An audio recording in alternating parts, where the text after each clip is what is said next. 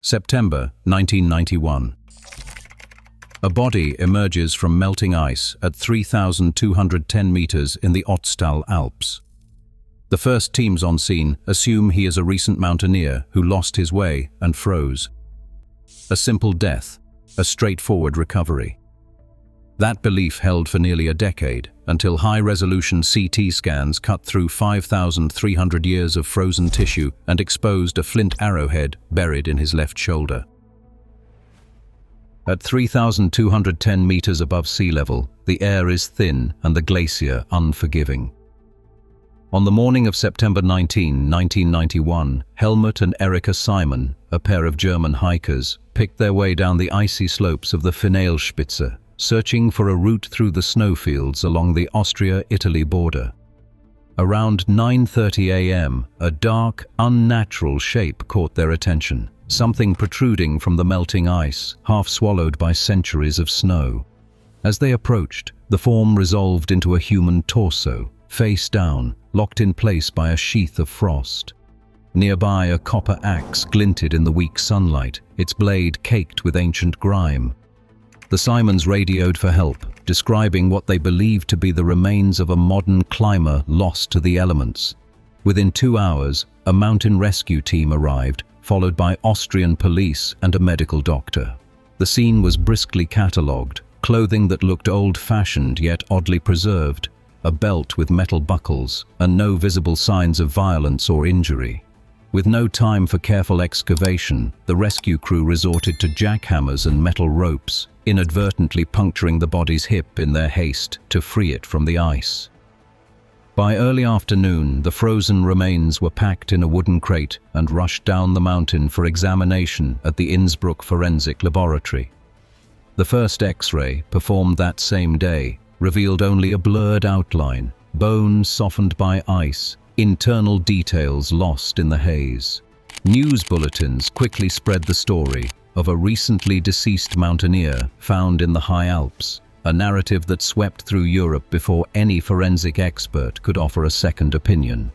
The initial impression was simple: a tragic but ordinary death swallowed by the glacier and preserved by chance. But the truth, hidden beneath layers of ice and time, would not stay buried for long. At the Innsbruck Forensic Laboratory, the body was laid out under fluorescent lights for a closer look.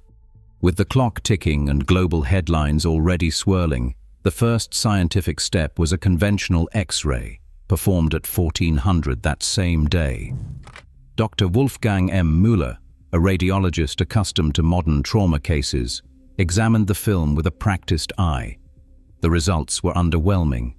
The image, blurred by layers of ice and frost-bitten tissue, offered little more than a faint outline of bone. No sign of a bullet, blade, or any foreign object. No obvious fractures. The skeletal structure, softened by centuries in the glacier, was almost indistinguishable in places. The film X-ray, limited to a single plane and hampered by the density of frozen water, lacked the resolution to penetrate deep into the torso or reveal subtle injuries. Faced with these technical constraints, Müller and his colleagues fell back on what the evidence seemed to show. The body's clothing, though unusual, could be mistaken for old-fashioned mountaineer gear. The skin was intact. There were no external wounds, no blood, no signs of violence. The environment, high altitude, bitterly cold, and treacherous, fit the classic scenario of a hiker caught by a sudden storm. The initial forensic report listed hypothermia as the likely cause of death, a conclusion echoed in police statements and early media coverage. This exposure-only theory, shaped by the limits of 1991 imaging technology, quickly became accepted wisdom. The story of a lone traveler, frozen in time, captured the public imagination. But beneath the surface, the X-ray's silence left questions unresolved, questions that would soon demand sharper tools and a second look. June 2001. In a climate-controlled room at the University of Innsbruck, a team of radiologists prepared for a scan that would change the story of Ötzi forever. The body, now recognized as a 5,300-year-old relic, was placed in a custom carbon fiber cradle, engineered to support fragile tissue without distorting the ancient form. Technicians calibrated the seaman's multi-slice CT scanner, capable of capturing 0.5 mm voxels, a level of detail far beyond anything available a decade earlier. Dr. Angela Stokes, lead radiologist on the project, oversaw the process. The scan was meticulous, taking nearly 2 hours to complete a full helical pass from head to toe. Thousands of cross-sectional images appeared on the monitors, each revealing another layer of bone, sinew, and artifact. As the data compiled, a dense, sharply defined object emerged in the left shoulder, a foreign shape, triangular, about 2 centimeters long and 3 millimeters wide, unmistakably distinct from the surrounding tissue. CT slices traced the object's path. It had entered from behind, pierced the scapular bone, and stopped just short of the chest cavity. More telling was the damage it left behind.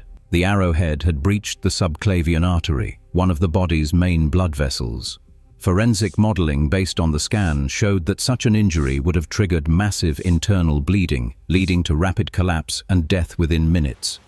None of this had been visible on the original X-rays or to the naked eye. Within days, the finding was announced jointly by the University of Innsbruck and the South Tyrol Museum of Archaeology. The press release made it official.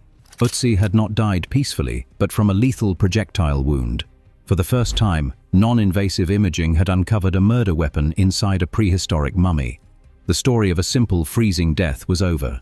Now the search for further injuries and for the sequence of violence that led to Ötzi's demise was only beginning. The CT scans, while dramatic in their revelation of the arrow wound, only scratched the surface of Ötzi's injuries.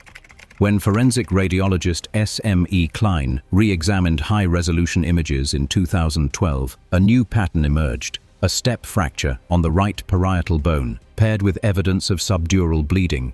This was no simple fall. The fracture's sharp edge and the underlying hematoma pointed to a focused blow, delivered with enough force to stun or even render unconscious.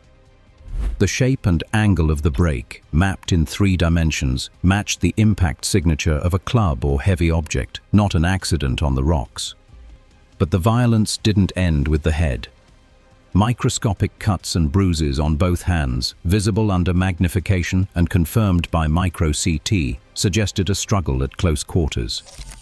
Defensive wounds, tiny lacerations along the knuckles and a fractured metacarpal, hinted at frantic attempts to shield himself. Forensic teams, including lab specialist Sandra Kern, turned to the tools found beside the body. Swabs from the copper axe, arrowhead, and even the linen waistband underwent DNA extraction using polymerase chain reaction, a method sensitive enough to amplify ancient genetic material. The results were startling. On the axe, traces of mitochondrial DNA did not match Ötzi's own genetic profile. Instead, they belonged to at least one other person, with haplogroups common in Neolithic Central Europe. The arrowhead, too, carried a separate signature, foreign blood, not his. Laser-induced breakdown spectroscopy confirmed the presence of human hemoglobin mixed with animal traces, reinforcing the idea that these weapons had seen recent, violent use. Quantitative PCR measured blood concentrations consistent with fresh stains, not environmental contamination. Taken together, the evidence painted a scene far more complex than a lone wanderer succumbing to the cold. Ötzi's final moments involved multiple attackers, a close-range fight, and a deadly combination of blunt force trauma and arterial bleeding. The forensic trail, mapped in bone, blood, and DNA, left no doubt. This was a Copper Age homicide, waiting to be reconstructed in full. Professor Johann K. Schmid stands over a digital skeleton, his pointer tracing the arc of an ancient arrow's flight. High-resolution CT data and 3D modeling have allowed his team to animate the ambush in chilling detail. The attacker did not fire from a distance. The arrow was released at close quarters, just 30 centimeters from Ötzi's back. Motion capture simulations show the projectile entering at a downward angle, slicing through muscle and bone before rupturing the subclavian artery. GIS terrain, maps of the Finale-Spitze Ridge, reveal a narrow, ice-slicked corridor, an ideal place for an assailant to close in. Schmid's reconstruction matches the forensic evidence. the trajectory, the depth of penetration, the pattern of internal bleeding. Every frame of the reenactment is anchored by the data, erasing any doubt that this was a calculated, face-to-face attack.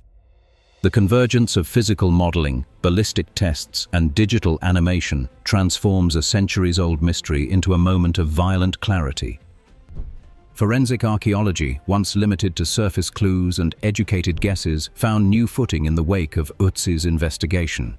Professor Heinrich, lead author of the 2016 Science Review, describes the Iceman case as a watershed, the moment when high-resolution CT, molecular forensics, and digital modeling converged to rewrite not just a single story, but the entire approach to ancient deaths.